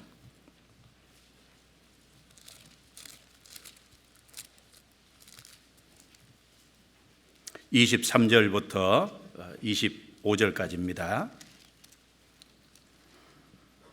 같이 읽겠습니다. 믿음이 오기 전에 우리가 율법 아래 매인 바 되고 계시될 믿음의 때까지 갇혔느니라. 이같이 율법이 우리를 그리스도에게로 인도하는 몽학 선생이 되어 우리로 하여금 믿음으로 말미암아 의롭다함을 얻게 하려 함이니라. 믿음이 온 후로는 우리가 몽학 선생 아래 있지 아니하도다. 여기 보시면 23절에 믿음이 오기 전이 있고 그 다음에 계시될 믿음이라는 말씀이 있고 25절에 믿음이 온 후라는 말씀이 있지 않습니까? 계시될 믿음이 뭡니까? 하나님께서 믿음을 주시니까 하나님께서 계시해 주시는 믿음. 그래서 성경에 보면 믿음이 온 후로는 믿음을 받았다 이렇게 말씀했습니다. 믿음이 오기 전이 있고 믿음이 오는 때 계시될 믿음의 때가 있고 믿음이 온 후가 있다는 것은, 이것은 믿음은 확실한 경험이라는 말입니다. 주님이 재림하실 때가 가깝잖아요. 그러니까 누구든지 이게 믿음은 확실한 경험이기 때문에 확실히 경험해야 되는 겁니다. 구원받는 것은 확실한 경험이지 어물쩍 넘어가는 것이 결코 아닌 겁니다. 전에는 내게 노하셨으나 이제는 그 노가 쉬었고, 주님의 진노 아래 있을 때가 있고, 그리고 그 진노에서 완전히 벗어난, 쉬었고 진노가 내게서 완전히 떠난, 돌아선 경험이 분명히 있다는 겁니다. 그래서 성경에 보면은 전에는 이제는 그런 말씀이 사실은 의외로 많아요. 몇 구절 한번 생각해 보면 고린도후서 5장 17절에 그런즉 누구든지 그리스도 안에 있으면 새로운 피조물이라 이전 것은 지나갔으니 보라 새 것이 되었도다. 그리스도 안에 있으면 새로운 피조물이라. 무슨 말입니까? 아담 안에서 모든 사람은 날 때 그리스도 밖에서 난다는 거지 않습니까? 그리고 그리스도 안에 있다는 것은 그리스도 안에 들어오는 시점이 있다는 거고, 시점이 있었으니까 안에 현재 있는 거지 않습니까? 새로운 피조물이라, 새로운 창조물이라 그랬습니다. 이전 것은 지나갔으니 보라 새 것이 되었도다. 이전 것, 구원받기 이전 것, 구원받은 이후 새 것, 명확하게 구분이 있지 않습니까? 그리고 로마서 7장을 보겠습니다. 로마서 7장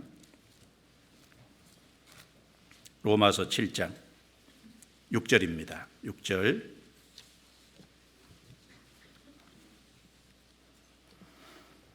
로마서 7장 6절 같이 읽겠습니다. 이제는 우리가 얽매였던 것에 대하여 죽었으므로 율법에서 벗어났으니 이러므로 우리가 영의 새로운 것으로 섬길 것이요 의문에 묵은 것으로 아니할지니라. 이제는 율법에서 벗어났으니, 이제는, 그럼 전에는 어떤 상태에 있었다는 겁니까? 전에는 율법 아래, 율법의 심판과 정죄 아래 있었지 않습니까? 율법은 행하라 그러죠. 못 행하면은 결국은 심판이니까 우리는 율법의 정죄 아래, 결국은 율법을 지킬 수 없는 인생으로 정죄 아래, 심판 아래 있었는데, 이제는 율법에서 벗어났으니, 틀림없이 벗어난 거지 않습니까? 여기 주목할 단어가 이제는입니다. 이제 틀림없는 시점이 있는 겁니다. 이제는. 또 볼까요? 갈라디아서 4장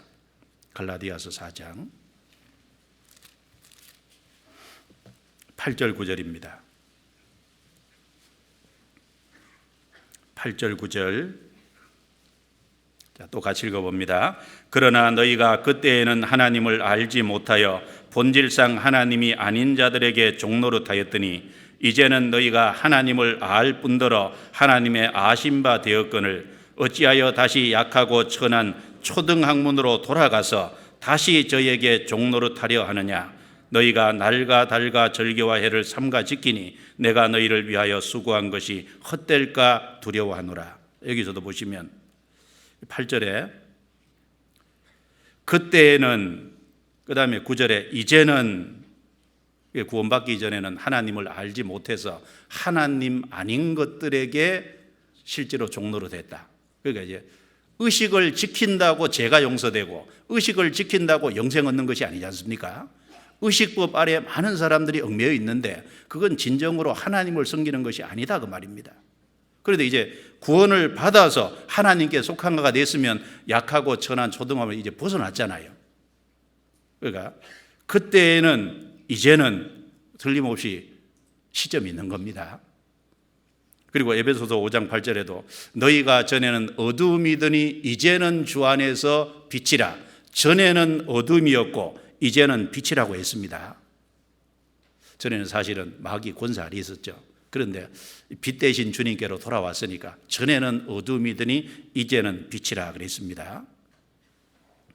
에베소서 2장 3절에도 전에는 우리도 다 그 가운데서 행하여 우리 육체의 욕심을 따라 지내며 육체와 마음이 하는 것을 원하는 걸 본질상 진노의 자녀였더니 전에는 진노의 자녀라 그랬습니다.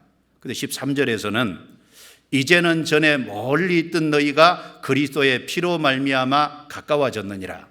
이제는 누구랑 가까워졌습니까? 당연히 하나님과 가까워지고 유대인 이방인이 사실은 율법이 가운데 막고 있기 때문에 멀리 떨어졌는데 유대인 이방인 그리스도 안에서 또 가까워졌습니다. 그러니까 전에는 진노의 자식이었는데 이제는 죄가 없어졌으니까 하나님과 합형케 됐고, 하나님과 합형한 것을 넘어서서 이제는 신분의 차이를 떠나서 구원받으면 누구든지 하나가 되지 않습니까? 가까워졌느니라. 골로새서 1장 21절 22절에도 전에 악한 행실로 멀리 떠나 마음으로 원수가 되었던 너희를 이제는 그의 육체의 죽음으로 말미암아 화목케 하사 그 앞에 세우고자 하셨으니, 전에는 하나님께 멀리 있던 원수되었던 자가 이제는 하나님 앞에 설 수 있는 자가 됐습니다. 여기도 분명히 전에는 이제는 있지 않습니까?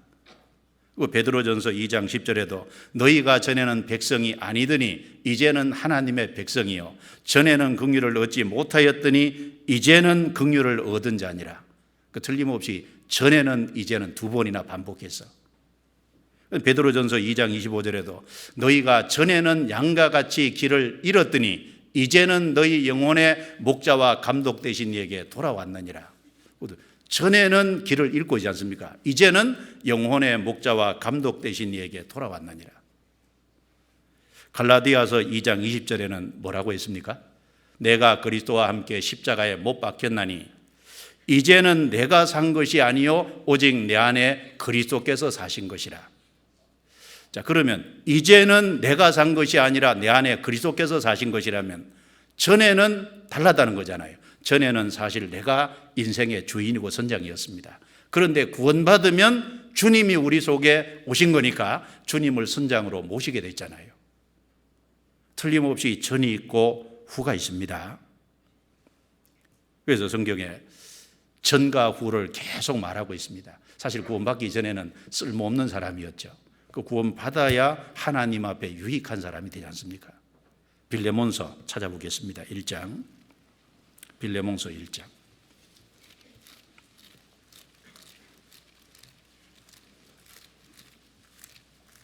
빌레몬서 1장입니다.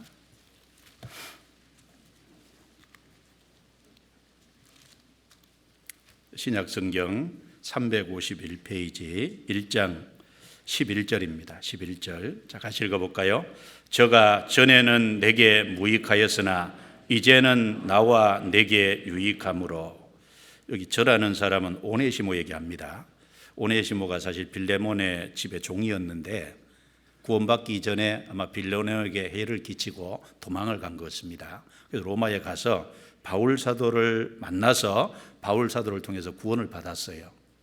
그래서 빌레몬에게 다시 돌려보내면서 저가 전에는 내게 무익하였으나 이제는 나와 내게 유익함으로. 그래서 구원받기 전에는 사실 하나님께도 쓸모없는 존재고 이제 교회를 위해서도 할 수 있는 것이 없었습니다. 그런데 구원을 받으면 하나님께 정말 필요한 사람이 되지 않습니까? 구원받으면 교회와 그리고 성도를 위해서 필요한 존재가 됐잖아요. 유익한 존재가 돼야 됩니다. 그래서 이 성경에 주께서 전에는 내게 노하셨으나 이제는 그 노가 쉬었고, 그래서 전이 있고 이제가 있고, 그래서 구원받기 전이 있고 구원받는 때가 있고 구원받은 후가 있다는 것은 성경의 구원은 명확한 경험이고 믿음이 오기 전이 있고 믿음의 때가 있고 믿음이 온 후가 있다는 것은 이 믿음은 확실한 경험의 문제라는 겁니다. 그러니까 믿음을 실제로 받아야 되지 않습니까? 구원이 실제로 확실해야 됩니다. 어중간 넘어갈 문제가 아니잖아요. 성경 한번 찾아보세요. 전이 있고 후가 있다는 말을 계속하고 있는데요. 이사야 12장 다시 넘기겠습니다.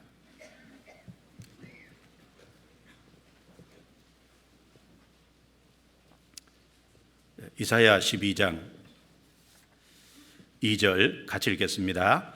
보라, 하나님은 나의 구원이시라. 내가 의뢰하고 두려움이 없으리니 주 여호와는 나의 힘이시며 나의 노래시며 나의 구원이심이라. 그러니까 구원을 받으면 12장 1절 2절을 말하게 된다는 겁니다. 구원받으면 먼저 하나님의 진노에서 벗어났다. 그래서 주님이 나를 위로하시니까 내가 주님께 감사합니다. 이 간증과 고백이 있게 돼 있고, 그 다음에 보라, 하나님은 나의 구원이시라. 내가 의뢰하고 두려움이 없으리니 주 여호와는 나의 힘이시며 나의 노래시며 나의 구원이심이니라. 이렇게 간증을, 개인적인 고백을 하게 된다는 겁니다. 여러분, 보라 그럴 때 보라는 말은 주목하라는 말이지 않습니까? 이것은 구원을 받은 사람이 확실하게 감격과 감동이 있으니까 하는 말이지 않습니까? 감격과 감동이 없으면은 이렇게 말할 수 없잖아요. 보라. 자, 누가 우리 집에 오면은 제일 먼저 뭘 보여주고 싶으세요? 성경에 보면 히스기야 왕이 바벨론 사절단이 이제 병 나았을 때 사절단을 보내니까 사실은 하나님이 자기를 낫게 해주셨고, 하나님이 아수르의 세력의 자기를 이기게 해주셨고, 하나님이 이 돌든 지구 10도 뒤로 물러가게 한, 그래서 해시계를 뒤로 물러가게 한 이 천체를 돌리면서까지 하나님께서 징조를 주셨는데, 그 하나님이 하신 놀라운 일이 있는데 그 놀라운 일을 안 보여주고 보물고를 다 열어서 무기고를 몽땅 열어가지고 보여주니까 나중에 그것이 바벨론이 침략해 들어오는데 빌미가 되지 않습니까? 이제 우리 집에 사람이 오면은 뭘 제일 보여주고 싶으세요? 여기 보라, 사람은 중요한 것을 주목하게 하고 중요한 것을 보여주고 싶은 마음이 있을 겁니다. 여기 보라, 그 말은 이 감격과 감동이 있으니까 이렇게 말하는 겁니다. 여호와는 나의 구원이시라. 나의 힘이시며 노래시며 나의 구원이심이라. 내가 주를 의뢰하고 두려움이 없을 것이다. 요한복음 1장 29절에 보라, 세상 죄를 지고 가는 하나님의 어린 양이로다. 그 세례 요한이 예수님을 증거할 때 그 말이 있잖아요. 자, 증거한 내용을 떠나서 일단 세례 요한의 마음이 어땠을까요? 예수님을 보라고 할 적에, 세상 죄를 지고 가는 하나님의 어린 양이라고 할 적에 세례 요한은 마음에 큰 감동과 감격이 있지 않았겠습니까? 그냥 냉랭하게 얘기했겠습니까? 감동과 감격이 틀림없이 있었을 겁니다. 안드레는 메시아를 만나고 나서 첫 번째 형님을 찾아서 형님 베드로에게 내가 메시아를 만났다라고 얘기해 줬지 않습니까? 빌립은 메시아를 만나고 나서 나다나엘 친구를 찾아가서 모세가 율법에 기록하고 구약에 많은 선지자가 기록해 놓은 메시아를 내가 만났다고 얘기했지 않습니까? 그러니까 나다나엘이 안 믿으니까 와 보라고. 그러니까 감동과 감격이 없으면 나다나엘을 사실은 예수님 앞으로 이끌기 어려웠을 겁니다. 요한복음 4장에 사마리아 여인은 예수님을 메시아로 만난 기쁨이 너무 크니까요, 물동이 버려두고 예수님에게 물은 떠드려야 되는데 물 떠드리는 것도 잊어먹고, 그리고 동네로 쫓아 들어가서 메시아를 만났다고 많은 사람들을 데리고 왔잖아요. 그때도 와 보라 그랬지 않습니까? 그러니까 틀림없이 그 여자가 감동과 감격이 있었다는 겁니다. 구원을 받은 사람은 감동과 감격이라는 것이 틀림없이 있을 겁니다. 이 세상에 복권 당첨돼도 감동과 감격이 있는데 구원받은 사람이 감동과 감격이 없겠습니까?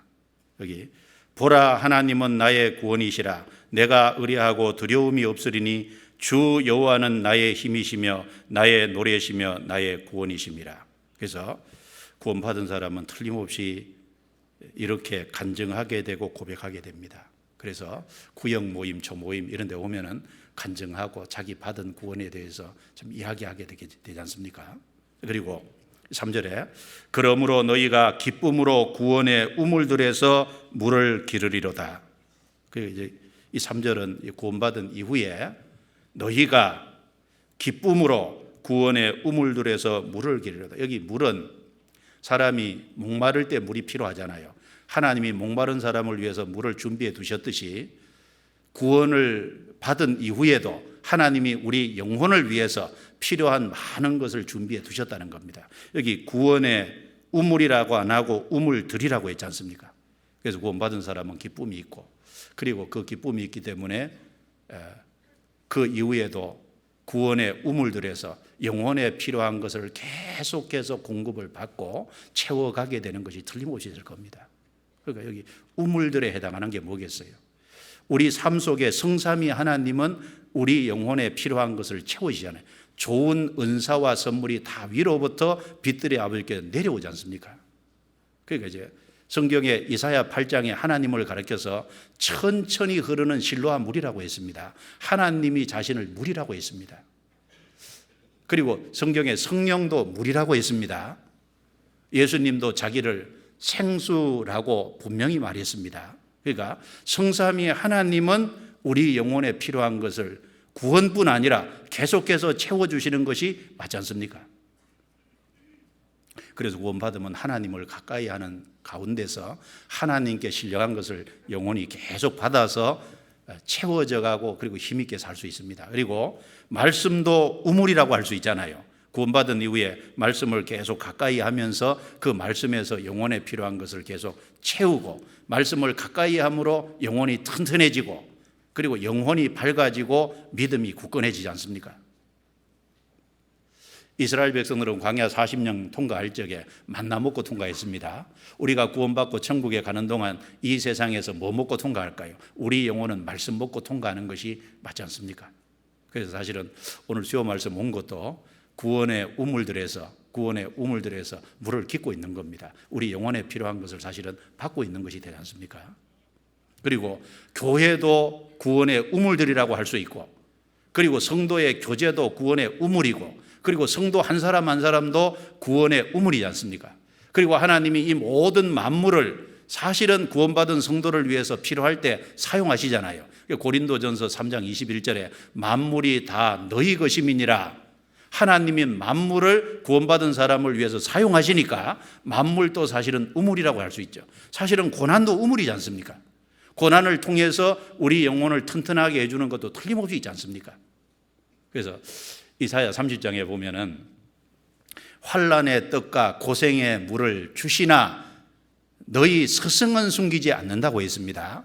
그 인생 살아가는 것이 환난의 떡과 고생의 물을 주시나, 고난은 틀림없이 있습니다. 그런데 그 속에서 스승은 숨기지 않는다고 했으니까 틀림없이 고난 속에서 뭔가 깨달아가는 것이 있을 거예요.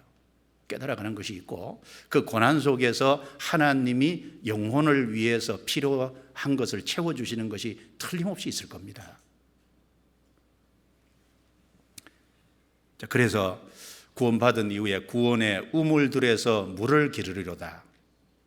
몸에 물이 필요하듯이 우리 영혼에 필요한 것을 구원받은 이후에 계속해서 주님이 채워주십니다. 그리고 그 결과 4절부터 6절에 1절, 2절은 내적인 거라면 4절부터 6절은 타인과 관계된 거지 않습니까? 이제 그 결과로 복음을 전하고 살게 되죠. 4절, 6절에 같이 읽겠습니다. 그날에 너희가 또 말하기를 여호와께 감사하라. 그 이름을 부르며 그 행하심을 만국 중에 선포하며 그 이름이 높다 하라. 여호와를 찬송할 것은 극히 아름다운 일을 하셨음이니 온 세계에 알게 할지어다. 시온의 금이나 소리를 높여 부르라. 이스라엘의 거룩하신 자가 너희 중에서 크심이니라 할 것이니라. 12장 1절에 내가 말하기를 먼저 말했습니다. 근데 앞의 내용은 개인적이고 내적인 겁니다. 자기 속에 이루어진 구원을 간증한 거지 않습니까?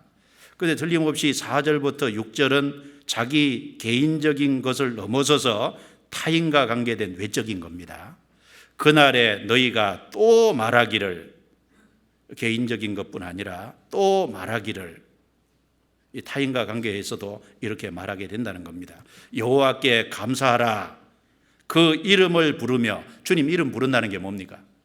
구약의 주님의 이름을 부른다는 건 주님을 가까이 하고 주님을 의뢰하고 주님과 동행하고 산다는 걸 말합니다.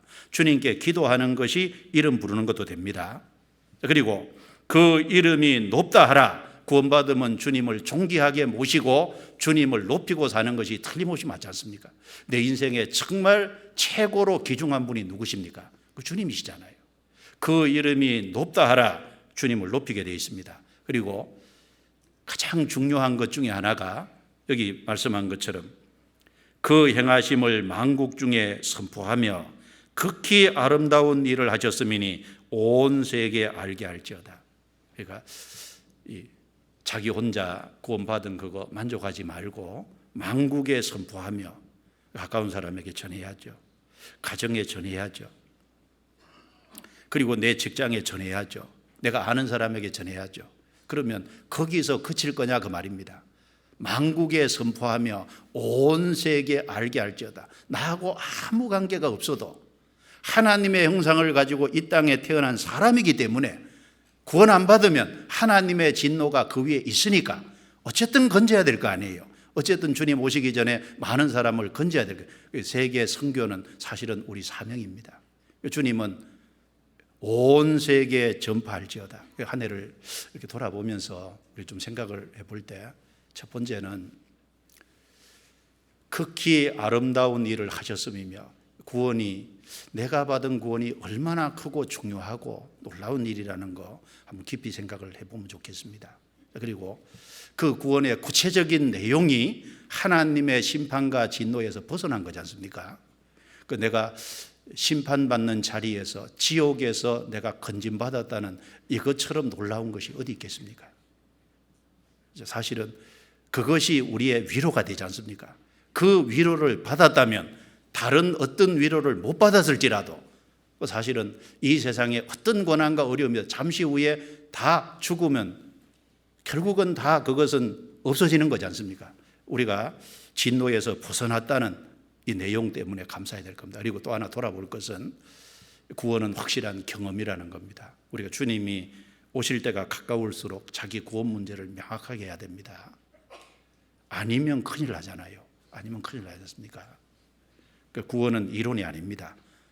전이 있고 이제가 있다는 건 확실한 경험입니다. 그리고 구원을 받았으면은 우리가 구원의 우물들에서 물을 깃는다는 말씀처럼 올 한 해 내가 신앙생활을 해오면서 정상적으로 영혼의 공급을 받고 살아왔는지, 영혼의 공급을 못 받았다면은 여기 이제 돌아보고 새 한 해는 영혼의 공급을 받는 일이 어떤 것인지를 한번 돌아보고 그걸 더 부지런히 힘써야 될 겁니다. 그리고 또 한 가지, 내가 가까운 사람들에게 정말 내가 힘을 얻어서 전도하고 살아야 되는데 올 한 해 정말 전도에 힘쓰고 살아왔는지를 한번 돌아보고 한 해를 좀 정리하면서 새해를 좀 새롭게 시작하면 좋겠습니다.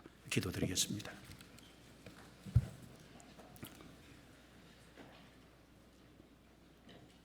우리를 구원해 주신 하나님 감사합니다. 어리석고 미련한 것이 너무 많습니다. 그러나 주님이 변함없는 사랑으로 올 한 해도 붙잡아 주시고 오늘 이 자리까지 말씀 안에서 형제 자매들 안에서 함께 할 수 있도록 축복해 주신 것 감사합니다.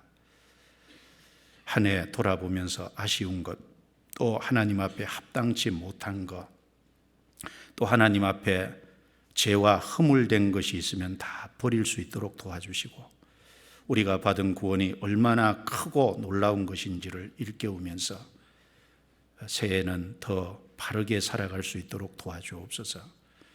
우리의 의지만 가지고 부족하오니 우리 영혼에 필요한 것들 풍성히 채워주시고 새힘 얻어서 그 주님께 받는 힘으로 주를 위해 살 수 있도록 도와주옵소서. 진리 가운데 저희를 더욱 굳건히 세워주옵소서. 우리 주변에 아직 구원받지 못한 영혼이 너무 많습니다. 또 전 세계적으로 이뤄진 영혼이 너무 많습니다. 그들을 위해서 내가 해야 될 일이 무엇인지를 깊이 생각할 수 있도록 도와주옵소서. 연말을 맞아서 내 자신을 돌아보고 세울 수 있는 귀한 시간이 되게 해 주옵소서. 각 사람을 붙잡아 주시기를 간절히 의지합니다. 우리를 구원해 주신 주 예수님 이름으로 기도드리옵니다. 아멘. 찬송가